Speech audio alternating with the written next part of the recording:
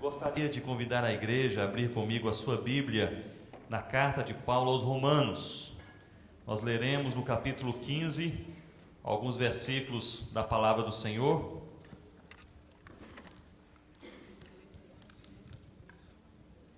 Carta de Paulo aos Romanos, capítulo 15. Cheguei nesses dias de um encontro indígena, mencionei ontem à noite, um encontro na Chapada dos Guimarães com um pouco mais de 1000 indígenas de 81 tribos diferentes. O momento do louvor era uma alegria só, pessoal todo pintado com seus penachos, cada um cantando e louvando a Deus em sua própria língua. Mas algo que me comoveu, chamou minha atenção, é que na hora da leitura e da exposição da palavra de Deus, havia ali pelo menos umas 20 línguas nas quais nós não temos ainda nada, nenhum versículo bíblico naquele idioma, pelo menos 20 línguas. E meus irmãos, nós não sabemos o tamanho do nosso privilégio de nós termos a Bíblia em nossa língua, em nossas mãos e até mesmo em diferentes versões. Então realmente é um grande privilégio, nós temos a palavra de Deus aqui em nossas mãos. Nós não podemos reclamar se nós temos diferentes versões, se a leitura fica conturbada, porque isso é um privilégio sem par. Enquanto nós temos ainda 38 línguas indígenas no Brasil, sem um versículo da palavra do Senhor em seu próprio idioma.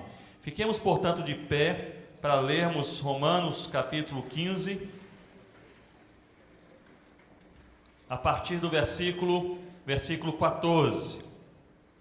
Diz assim a palavra do Senhor: E certo estou, meus irmãos, sim eu mesmo, a vosso respeito, de que estáis possuídos de bondade, cheios de todo conhecimento, aptos para vos admoestardes uns aos outros. Entretanto vos escrevi em parte mais ousadamente, como para vos trazer isso de novo à memória, por causa da graça que me foi outorgada por Deus, para que eu seja ministro de Cristo Jesus entre os gentios, no sagrado encargo de anunciar o Evangelho de Deus, de modo que a oferta deles seja aceitável, uma vez santificada pelo Espírito Santo. Tenho, pois, motivo de gloriar-me em Cristo Jesus nas coisas concernentes a Deus. Versículo 18. Porque não ousarei discorrer sobre coisa alguma, senão sobre aquelas que Cristo fez por meu intermédio, para conduzir os gentios à obediência, por palavra e por obras, por força de sinais e prodígios, pelo poder do Espírito Santo, de maneira que desde Jerusalém e circunvizinhanças até ao Ilírico tenho divulgado, o que, irmãos? O Evangelho de Cristo. Versículo 20, todos juntos? Esforçando-me deste modo, por pregar o Evangelho, não onde Cristo já fora anunciado, para não edificar sobre fundamento alheio. Antes, como está escrito, aonde vê-lo aqueles que não tiveram notícia dele, e compreendê-los que nada tinham ouvido a seu respeito. Ó Deus, a palavra do Senhor que nós lemos nesta manhã, na expectativa do Senhor aquecer, direcionar, confrontar, consolar nossos corações.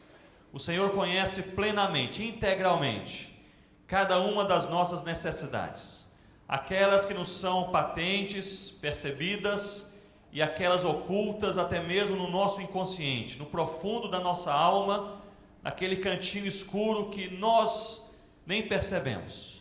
Ó Deus, de acordo com o que nós somos, a nossa identidade, a nossa necessidade nesta manhã, nos colocamos em Tua presença pedindo a edificação que vem pelo Espírito Santo, na leitura, na reflexão da Tua palavra, e nós pedimos isso no nome do Senhor Jesus. Amém, ó Deus.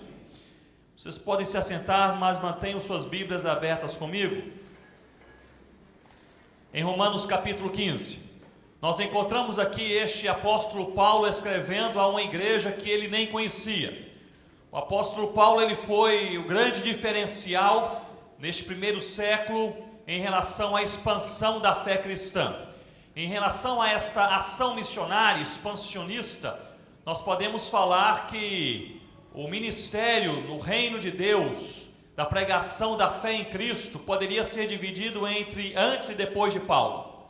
porque Paulo, especialmente naquela década, nos anos 47 a 57 depois de Cristo, ele foi tremendamente usado por Deus para pregar o Evangelho, não apenas em Jerusalém, não apenas em Samaria, mas na Ásia, na Macedônia, na Acaia, até os confins da terra. Porque antes de Paulo, o cristianismo ele era um fenômeno mais judeu, o líder era judeu, o centro da cidade ou da igreja ficava em Jerusalém. E depois de Paulo, o cristianismo se tornou um fenômeno universal, gentílico, mundial, global. Paulo, portanto, ele escreve essa carta a uma igreja que ficava no epicentro do Império Romano, essa igreja na cidade de Roma, uma cidade já naquela época com cerca de 1 milhão de habitantes, portanto uma cidade expressiva. Paulo não conhecia essa igreja, mas queria encorajar essa igreja a ter o foco em Deus. E em toda essa carta, Paulo trata de duas linhas, de dois trilhos que seguem todos os capítulos desta carta. Ele fala sobre a finalidade da igreja e ele fala sobre a prioridade da igreja. Portanto, nós poderíamos pensar que Paulo ele escreve essa carta como teólogo, falando sobre a finalidade da igreja, mas também como missionário, falando sobre a prioridade da igreja.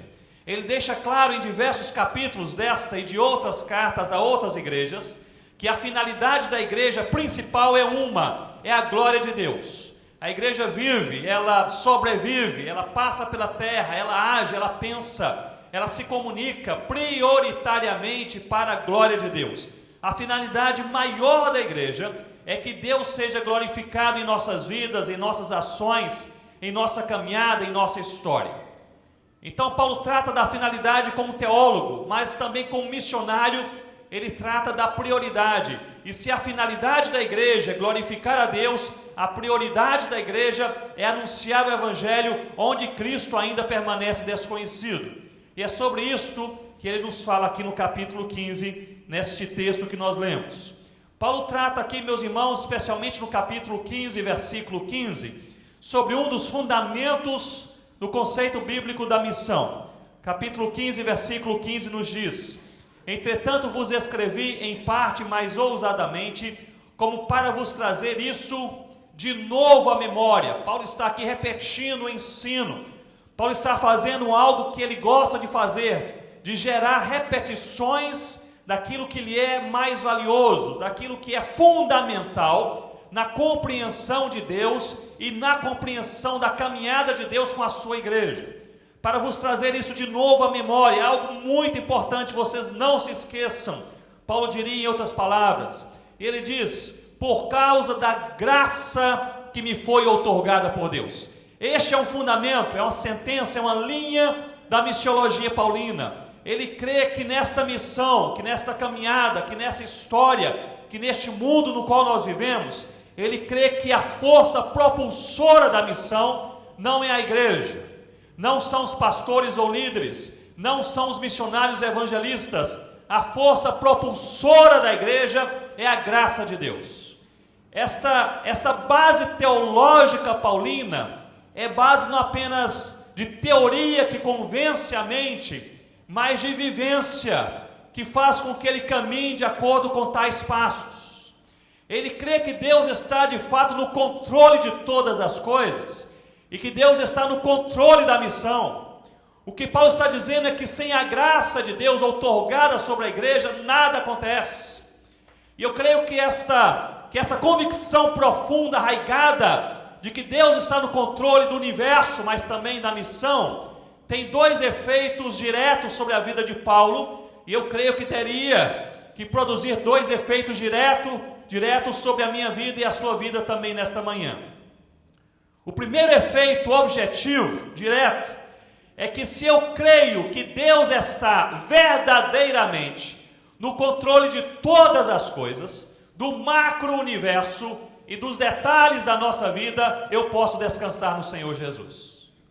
Então esse descanso no Senhor Jesus, essa paz de coração e de alma, esta prática de voltar para casa, deitar na cama, colocar a cabeça sobre o travesseiro e falar: descanso a minha alma no Senhor, porque Deus cuida de mim. Esta prática, essa vivência vem de uma convicção arraigada de que tudo que existe acontece pela graça de Deus. E na missão não é diferente. Se alguém se converte é pela graça de Deus, se uma tribo é alcançada é pela graça de Deus, se a palavra é traduzida é pela graça de Deus, se o pastor persevera é pela graça de Deus, se o missionário vai é pela graça de Deus, e nada que é bom no reino de Deus acontece senão pela graça de Deus. Então isso por um lado me leva a eu descansar em Deus, por outro lado, esta convicção de que Deus está no controle de todas as coisas, me leva a eu ter expectativa de Deus fazer alguma coisa nova. Porque se eu creio que sem Deus nada acontece, por outro lado eu creio que com Deus qualquer coisa pode acontecer. O coração mais duro pode se converter amanhã, a tribo mais fechada pode se abrir amanhã, a palavra não traduzida, Deus pode levantar um tradutor hoje. Qualquer coisa do universo, se sem Deus não acontece, com Deus pode acontecer. Então notem que essa convicção de que o ministério paulino, que é a expansão do reino de Deus, que a igreja Betânia, que na nossa vida, na nossa casa, tudo acontece pela graça de Deus, por um lado me leva a eu descansar em Deus. Senhor Deus, eu posso curtir a vida no Senhor, me alegrar nos meus passos, naquilo que o Senhor me confiou, porque o Senhor controla todas as coisas. Por outro lado, eu sou levado a sonhar os sonhos de Deus, a ter a expectativa de Deus, a crer que em Deus qualquer coisa nova e boa pode acontecer nesta semana. Então, irmãos, Deus é a força propulsora da missão, como é também a força propulsora da vida e da própria igreja. Eu creio que esse descanso em Deus, ele alegra o coração, dá paz na nossa alma, nos leva a viver numa contínua expectativa de algum milagre, alguma manifestação, alguma conversão, alguma transformação de vida, de mente, da sociedade acontecer. Eu fiz um mapeamento agora no mês de junho, uma pesquisa, ao longo do rio Solimões, e saí de Manaus com um motor de popa, num bote, alugado. Contratamos ali um motor mais forte, um motor 200, queria então nos ajudar a viajar mais rapidamente. Iríamos subir os 1.670 quilômetros do rio Solimões, sair de Manaus, chegar até a fronteira com o Peru e a Colômbia. Esse era o propósito ali daquela pesquisa. Saímos e durante os 2 primeiros dias de viagem, nós encontramos ali todas as comunidades indígenas e ribeirinhas alagadas. Não sei se vocês ouviram na televisão, mas houve ali uma enchente terrível e alagou boa parte daquelas comunidades ribeirinhas e indígenas. E depois então o rio estava mais seco lá para cima, nós levamos 6 dias de viagem para chegar no destino final. Mas nos 2 primeiros dias não havia nenhuma comunidade que não estivesse alagada. E o que me impressionou, eu já havia visto na televisão, mas me impressionou notar que a água subiu. Lá eles constroem as casas com palafitas, não é isso? Bem altas, na margem do rio, mas a água subiu tanto, o rio subiu tanto, que encheu aquelas casas, chegou não apenas no piso da casa, mas até a metade da casa. Então a visão era daquelas comunidades ribeirinhas alagadas até o meio da janela. Curioso que muitas famílias ribeirinhas se alojaram nas cidades, mas muitas permaneceram nas suas casas. E eu fiquei pensando, como pode permanecer em uma casa alagada? E eu fui parando ali aquela voadeira, aquele nosso bote em algumas daquelas comunidades. Eu percebi que eles faziam o seguinte: eles pegavam uma estrutura de madeira, que lá eles chamam de giral, e ali eles iam aumentando aquela estrutura de madeira no cantinho da casa, à medida que a água subia. E eu entrei em algumas daquelas casinhas, e você obviamente está com a água pela metade da casa, então você não consegue nem ficar de pé, você tem que ficar ali abaixado, que o teto está aqui, e o giral está ali, não cobrindo todo o assoalho da casa, só um canto. E não raramente 5, 10, 15 pessoas se apinhando com as suas redes naquele cantinho da casa, enquanto a casa está toda alagada, uma situação assim trágica. E em toda a comunidade que eu parava, as pessoas estavam chorosas, angustiadas, e estavam dizendo: mas por que tudo isso acontece? Por que Deus permite que nós soframos tanto? No segundo dia de viagem, no final do dia, parei em uma comunidade ribeirinha, uma das casinhas está com porta e janela abertas, e eu me aproximei com a nossa voadeira, e para minha surpresa, 5 rostinhos apareceram na metade da janela ali, que não estava alagada, na parte de cima, e pela primeira vez eu vi pessoas sorrindo, e eu fiquei curioso, mas o que fez pessoas sorrirem? Parei ali a voadeira, falei, será que eu posso entrar? Falaram, pode entrar. Colocaram uma tábua, eu me equilibrei, cheguei até esse giral, e lá estavam 5 pessoas, o pai, a mãe e 3 filhos.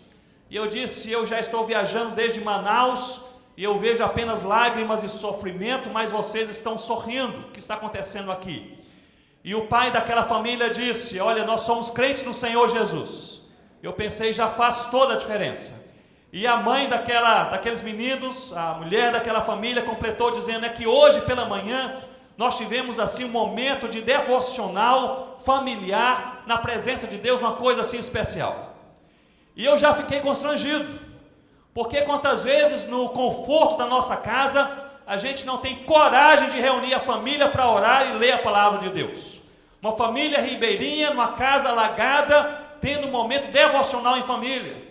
E a mulher completou dizendo, pastor, nós gastamos a manhã deste dia louvando a Deus, porque Deus não permitiu que o rio subisse mais meio metro, porque se ele subisse mais meio metro, todo mundo perderia tudo, nós não teríamos para onde ir, mas Deus permitiu um máximo, mas segurou o rio para que ele não subisse mais. Eu entrei naquela voadeira, segui viagem, pensando o seguinte, quando nós olhamos para a vida com os olhos de Deus, nós olhamos para as mesmas coisas, mas vemos de maneira diferente. Aquilo que é tragédia pode trazer também motivos de louvor. Aquilo que é tristeza pode trazer expectativa de Deus fazer alguma coisa nova. Nós entendemos que se alguma coisa acontece de boa na nossa vida e no reino de Deus, é pela graça de Deus. E nós entendemos que não existe nenhuma tragédia que seja maior do que a bondade do Senhor na nossa caminhada. Paulo entendia isso, uma família ribeirinha entende isto. Nós precisamos entender a força definidora, propulsora, organizadora da missão e da igreja é o próprio Deus. Mas olhem comigo no versículo 20, nós encontramos aqui algo mais. Capítulo 15, versículo 20, Paulo diz assim, esforçando-me deste modo. Quem gosta de analisar o texto, de fazer exegese, logo salta aos seus olhos aqui a expressão deste modo, porque não há clareza sobre que modo, não é isto? Expressando-me ou esforçando-me deste modo, que modo? Ele diz, por pregar o evangelho, e este modo está relatado no versículo anterior, que é o versículo 19, porque ele diz, por força de sinais e prodígios, pelo poder do Espírito Santo, de modo, aqui traduzido na minha versão maneira, é a mesma palavra para modo, de modo que desde Jerusalém e circunvizinhanças até ao Ilírico tenham divulgado, o que irmãos? O Evangelho de Cristo. Paulo se referia aqui a uma viagem missionária que ele havia feito, Jerusalém, circunvizinhanças e até o Ilírico, deste modo. E quem conhece essa viagem missionária, sabe que nessa viagem missionária, Paulo passou por necessidades, ele foi encarcerado, ele foi expulso, e ele foi e caminhou solitário, esquecido pelos seus próprios amigos. Então Paulo está lembrando de uma viagem missionária, sacrificial, marcante, difícil, um momento difícil na sua vida, e no versículo 20 ele diz, esforçando-me deste modo, sacrificial, difícil, por pregar o Evangelho. O que Paulo está dizendo aqui em outras palavras, irmãos, é que pregar o Evangelho não é um passeio no parque. Pregar o Evangelho não é uma coisa a ser realizada apenas em momentos de alegria e de prazer. Pregar o Evangelho exige muitas vezes esforço. Pregar o Evangelho exige você entrar na casa que você não queria entrar. Pregar o Evangelho exige você conversar com a pessoa mais antipática do seu trabalho, com a qual você não queria conversar. Pregar o Evangelho exige você ficar em um país, em uma tribo, em um local onde o seu coração pede para você não ficar. Pregar o Evangelho exige esforço. Ele diz, esforçando-me deste modo, por pregar o Evangelho. Pregar o Evangelho não é brincadeira. Você faz isso naturalmente em momentos raros na sua vida, mas em outros momentos é preciso você ter uma ação intencional. Senhor, me ajuda, me fortaleça para que eu possa pregar o Evangelho a esta minha vizinha, este meu amigo, este meu inimigo, esta pessoa. Missionários sempre oram: Senhor Deus, me dê clareza para que eu aprenda essa língua tão complexa para pregar o Evangelho. Pensando-me deste modo, uma igreja que não se esforça intencionalmente não prega o Evangelho. Uma igreja que não pensa em ações práticas para a evangelização não evangeliza, porque a evangelização natural ela acontece, mas acontece pouco. Paulo diz: esforçando-me deste modo. Ele nos leva aqui a entender que a obediência é a postura da igreja perante a missão. Se a força propulsora para a missão é Deus, a postura da igreja para se envolver nesta missão de Deus é a obediência. Eu falei ontem, repito, há momentos na vida em que você cumpre a vontade de Deus com alegria e com prazer. Eu realmente gosto desses momentos, em que você está cumprindo a vontade de Deus e você tem tremenda alegria em fazer isto. Mas há momentos na vida em que faltam alegria e prazer, e você tem que cumprir a vontade de Deus por obediência. Por obediência. E obediência é você fazer aquilo que Deus requer, mesmo quando não é fácil. E muitas vezes, sejamos sinceros nesta manhã, não é fácil. Não é fácil. Você é levado por Deus a conversar com a última pessoa que você gostaria de conversar, não é isso? Mas é bênção do Senhor e somos edificados no Senhor quando realizamos a vontade do Senhor. Por fim, no capítulo 15, versículo 20, Paulo diz: esforçando-me deste modo, vamos parafrasear, deste modo sacrificial, penoso, por pregar o Evangelho. Qual é a prioridade da igreja? E ele aqui relata: não onde Cristo já fora anunciado. Isso pode ser perto, do outro lado da rua, pode ser longe, do outro lado do mundo. E eu gostaria, se você tiver em sua mão caneta e papel, gostaria que você anotasse aí rapidamente os segmentos menos evangelizados em nosso país, aqui no Brasil. Primeiro lugar, indígenas. Há 121 etnias indígenas que nada conhecem de Cristo em nossos dias, em nosso país. Se a igreja evangélica brasileira cresceu tanto nos últimos 10 anos, não cresceu no envio de missionários para indígenas. 121 tribos indígenas que não conhecem quem é Jesus. Segundo segmento menos evangelizado no Brasil, os ribeirinhos. A estatística ainda está sendo formada, mas nós temos informações seguras de pelo menos 10 mil comunidades ribeirinhas, onde não há igreja nas comunidades e nem nos derredores.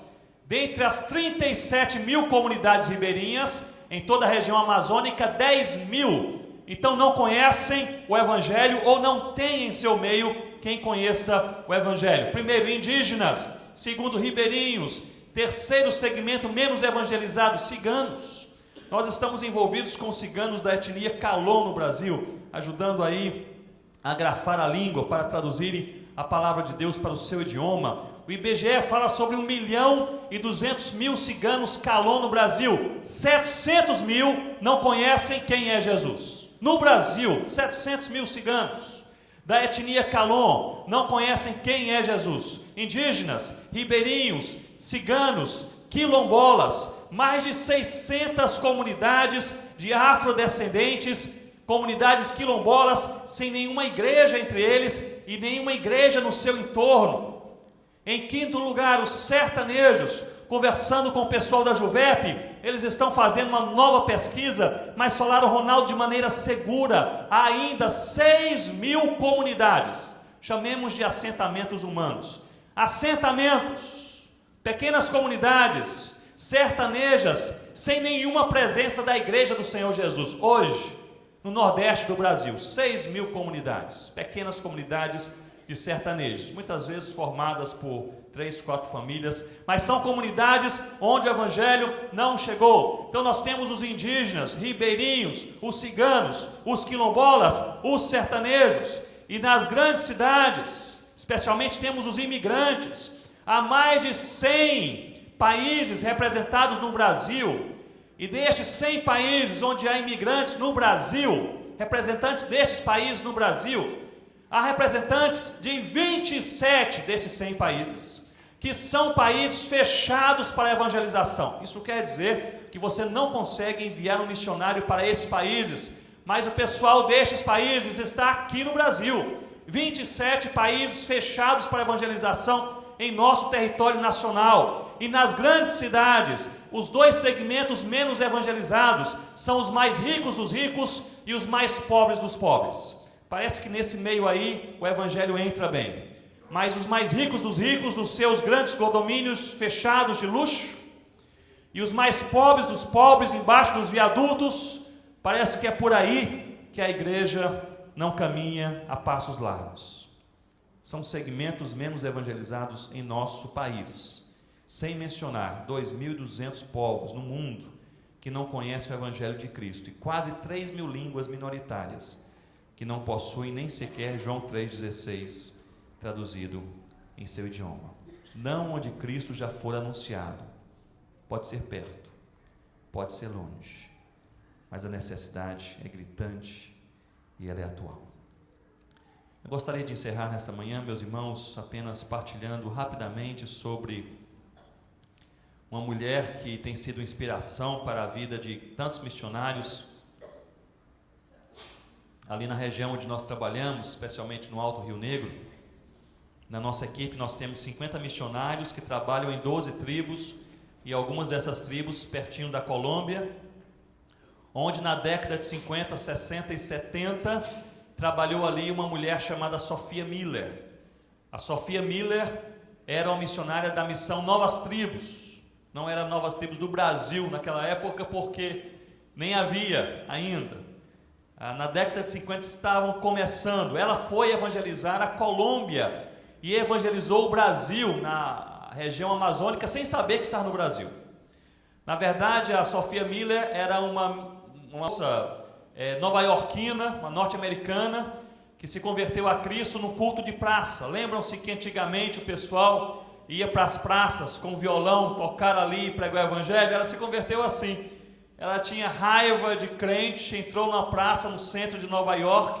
Enquanto ela atravessava a praça, o Senhor a conquistou, lá se converteu, e ela resolveu então ser missionária e seguir ali o que o Senhor tinha para a sua vida. Ela foi para a Colômbia, ela entrou no Rio e evangelizou os Banil, a Curipaco. De lá entrou no Brasil, evangelizou os Banil e Curipaco no Brasil, e depois de uns 30 anos de ministério, as duas tribos inteiras se converteram ao Senhor Jesus. Uma coisa linda. Até hoje o pessoal lá faz conferência missionária no Rio Içana, porque na década de 50, 60 e 70 um missionário entregou a sua vida ali para evangelizar aqueles indígenas. Aquela mulher era incansável. Eu encontrei outro dia 2 indígenas já velhinhos que eles remavam a canoa para Sophia Miller. Eu perguntei a esses indígenas como era a Sophia Miller. Eles falaram, era incansável, ela nos obrigava a viajar de noite, remar a canoa à noite, para não perder tempo, porque durante o dia ela tinha que evangelizar. Índio não gosta de viajar à noite, normalmente na região amazônica, porque os rios são perigosos e assim por diante. E eu disse, então vocês remavam e ela descansava? Eles falaram, não, ela passava a primeira parte da noite com o candeeiro aceso, traduzindo a Bíblia para a língua Curipaco. Boa parte do Novo Testamento que ela traduziu e publicou, e lá é usado até hoje, foi traduzido em uma canoa nas noites da Amazônia, com candeeiro. Aquela mulher faleceu alguns anos atrás, com 93 anos de idade, já na América do Norte. E antes da sua morte, um jornalista cristão a abordou e fez a Sophia Miller uma pergunta que geralmente pessoas gostam de fazer a missionários. A pergunta foi, Sophia Miller, como foi o seu chamado? E a Sophia Miller parou por um momento e respondeu, eu jamais tive um chamado, eu li uma ordem e obedeci. O que ela queria dizer, em outras palavras, é que ela não havia visto uma luz, um anjo, não havia acontecido nada assim espetacular para que ela pudesse gastar mais de 30 anos da sua vida num dos lugares mais fechados do mundo. Ela disse que era suficiente conhecer a ordem, a palavra de Deus, e ela simplesmente obedeceu. Se a força propulsora da missão e da igreja é Deus, se a postura da igreja para se envolver com a missão de Deus é a obediência, se a prioridade de Deus para a igreja é anunciar a Cristo onde Ele permanece desconhecido, meus irmãos, resta-nos tão somente uma coisa: obedecer. Vamos orar? Curva a sua cabeça. Eu gostaria de orar com você nesta manhã. Eu gostaria de orar, talvez seja este o seu sentimento, é este o meu sentimento, que Ele nos fortaleça para que nós possamos obedecer. Talvez dois são nesta manhã que me venha, Deus possa abrir os nossos olhos e enxergarmos as necessidades ao nosso redor e distantes de nós também. Abra os olhos do meu coração. E uma outra oração, talvez seja esta: prepara o meu coração para obedecer. Abra os olhos do meu coração e ao mesmo tempo prepara o meu coração para obedecer. Se você deseja sinceramente fazer essa oração entre você e Deus, então fiquemos de pé nesta manhã e oremos ao Senhor. Senhor Deus, que o Senhor possa fazer isso em nossas vidas. Ó Deus, nós rogamos ao Senhor, abra os olhos do nosso coração para enxergarmos aquilo que o Senhor deseja. Feche os nossos olhos para enxergarmos tão somente as luzes deste mundo, as coisas que nos encantam, mas que têm tão pouca importância.